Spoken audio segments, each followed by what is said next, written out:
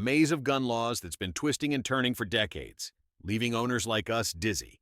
The ATF and DOJ have been dropping rules, pistol braces, triggers, stocks that feel like laws, shifting with each new White House occupant. It's been a confusing ride, with policies flipping faster than a coin toss. But a recent policy shift has changed the game, sparking a surge in AR-style firearm sales. This video breaks down the new rules, focusing on the legalization of forced reset triggers and why ARs are suddenly hot commodities again. Is this a clear assessment? These changes signal a loosening of federal restrictions, boosting confidence among buyers. Plus, a new bill could shake things up even more. Stay tuned as we unpack what's driving this boom and what it means for gun owners. The ATF's rulebook on guns has been a wild ride, flipping and flopping with every new administration. For years, they've been churning out rules on pistol braces, triggers, and stocks that feel like laws, leaving gun owners like us caught in a regulatory whirlwind. Back in 2021, the ATF, under Biden's DOJ, slapped a ban on forced reset triggers, calling them machine guns, despite earlier rulings saying they were fine. Same with pistol braces. One day, they're legal. The next, your AR pistol's a short-barreled rifle, and you're scrambling to comply or ditch it. I remember staring at my AR, wondering if shouldering it would land me in hot water. The confusion was real. Rules changed based on who was calling the shots in D.C., not Congress. Bump stocks got the boot in 2018, then made a comeback in 2024 when courts pushed back. Stocks, braces, even magazine sizes, everything's been a moving target. These aren't laws voted on by our reps. They're ATF categorizations that shift with political winds. By 2023, millions of brace-equipped ARs were at risk, with owners facing felony threats unless they registered or scrapped them. Fast forward to 2025, and the ATF's new leadership is peeling back these layers of red tape, starting with triggers. It's a pattern: tighten, loosen, repeat. The chaos stems from unelected bureaucrats redefining terms like rifle or machine gun on a whim, leaving us to navigate the fallout. This roller coaster got us all on edge, but the latest shifts of breather ARs are back in demand, and for good reason. We'll dive into that next. The Department of Justice just dropped a game changer that's got gun owners buzzing. In May 2025, under Attorney General Pam Bondi, the DOJ settled lawsuits with groups like the National Association for Gun Rights, flipping the script on forced reset triggers. These devices, which let ARs fire faster by resetting the trigger automatically, were banned in 2021 when the ATF labeled them machine guns. That move sparked outrage, lawsuits, and a whole lot of confusion. Now, the ATF's backtracking, and FRTs are legal. Again, big news for folks like me who've been watching this saga unfold. So, what's an FRT? It's an aftermarket trigger that boosts your AR's firing rate without making it fully automatic. You still pull the trigger for each shot, but the reset's lightning fast, mimicking rapid fire. The ATF's 2021 ban claimed FRTs turned rifles into machine guns, a stretch that groups like Rare Breed Triggers fought in court. Fast forward to 2025, and the DOJ settlement admits the ATF overstepped. The deal's clear: FRTs are legal for AR rifles, not pistols, and manufacturers must enforce patents to curb knockoffs. Even better, anyone who had their FRTs seized gets them back. Talk about a win for the Second Amendment. This shifts a direct nod to gun rights. The DOJ's stance, echoed by Bondi, is that the Second Amendment isn't a second-class right. It's a response to years of ATF overreach, where rules like the pistol brace ban or bump stock crackdowns felt like attacks on law-abiding owners. The FRT ruling alongside recent court wins like the 2024 bump stock reversal shows a new direction. Less red tape, more freedom.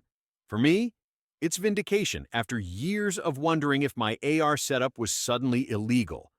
Why does this matter? FRTs are built for AR platforms, so their legalization is fueling a rush on AR rifles and pistols.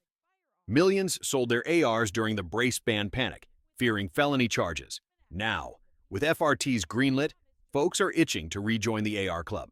Gun shops are reporting spikes in sales, especially after a sluggish post-election period. The settlement's timing, paired with a pro-gun White House, has owners feeling bold again, myself included. But it's not just about triggers. This move signals a broader push to roll back ATF's grip. States like Missouri already thumbed their noses at federal bans, and now the feds are catching up. The FRT saga's a reminder. Our rights aren't at the mercy of bureaucrats' whims. It's why I'm keeping a close eye on DC, and my AR's staying right where it is. The recent legalization of forced reset triggers has lit a fire under the gun market, and AR-style firearms are at the heart of the blaze. AR rifles and pistols are flying off shelves, and it's no mystery why. These triggers, now cleared by the DOJ's May 2025 settlement, are designed specifically for AR platforms, letting shooters fire faster with that crisp, rapid reset. After years of ATF restrictions, this green light has folks rushing to buy the one gun that makes these triggers shine. I've seen the buzz firsthand. Gun shops are humming again. Rewind a couple of years, and the picture was grim. The ATF's 2023 pistol brace rule hit hard, classifying braced AR pistols as short-barreled rifles. Estimates pegged 3 to 40 million braces in circulation, and owners faced a stark choice: register, destroy, or ditch their guns. Many chose to sell, driven by fear of felony charges. I kept my AR pistol, but I know countless folks who parted with theirs, thinking the feds would come knocking. Now, with FRTs legal and braces less of a federal boogeyman, those same folks are kicking themselves. Regret's a powerful motivator, and it's driving them back to gun stores in droves. The numbers tell the story. Gun dealers, slogging through a slow post-election season, are suddenly swamped. Spring and summer usually tank sales folks are out fishing, not buying rifles, but 2025's different. The FRT ruling, paired with a pro-gun White House, has sparked a sense of freedom. States like Missouri, which already shrugged off ATF bans, set the tone. But federal loosening is the real game changer. I've talked to dealers who say ARs, especially budget models, are selling out fast. Smart shops stocked up when prices bottomed out, snapping up cheap ARs from panicked sellers. Now, they're cashing in. It's not just triggers, though. The broader vibe matters. When the ATF's rules feel less like a noose, people get bold. I've seen guys who swore off ARs after 2023 walking out with new rifles, grinning ear to ear. Plus, there's talk of prices climbing as demand spikes. Basic ARs that went for $400 last year are creeping towards $600. I'm no economist, but that's a signal to act fast if you're in the market. This boom's a mix of relief, regret, and opportunity. For those of us who held on to our ARs, it's validation. For everyone else, it's a second chance to own one of America's most versatile rifles. The question is, how long will this window stay open? I'm betting not forever. A new piece of legislation, dubbed the Big Beautiful Bill, is stirring up excitement among gun owners, and it's adding fuel to the AR sales boom. In June 2025, the House passed this bill, which includes the Hearing Protection Act, aiming to strip suppressors from the NFA list. If it clears the Senate, and with the current pro-gun momentum, that's a real possibility the president's likely to sign it. For folks like me, this is huge news. And it's no surprise ARs are a hot ticket because of it. Suppressors or silencers reduce a gun's noise, making shooting safer for your ears and less disruptive. Right now, they're NFA items, meaning a $200 tax stamp, months of paperwork, and a federal background check just to own one. The Hearing Protection Act would make them as easy to buy as a rifle, no stamp, no wait. AR platforms, with their modular design, are perfect for suppressors, especially for home defense or range time. I've always wanted one, but the hassle kept me on the sidelines. Now, the prospect of grabbing a suppressor like it's just another accessory? That's a game changer. This bill's timing couldn't be better. Coming off the forced reset trigger win, gun owners are feeling a renewed sense of freedom. The ATF's grip is loosening, and legislation like this pushes that momentum forward. I've talked to buddies who are already eyeing AR builds with suppressors in mind, betting on the bill passing. Gun shops are seeing it too. ARs are moving fast, partly because folks want to be ready if suppressors hit the market unrestricted. If this bill becomes law, expect AR sales to climb higher. The Senate's the next hurdle, and while it's not a done deal, the vibe in DC leans pro-Second Amendment. For now, I'm watching closely, and I know I'm not alone.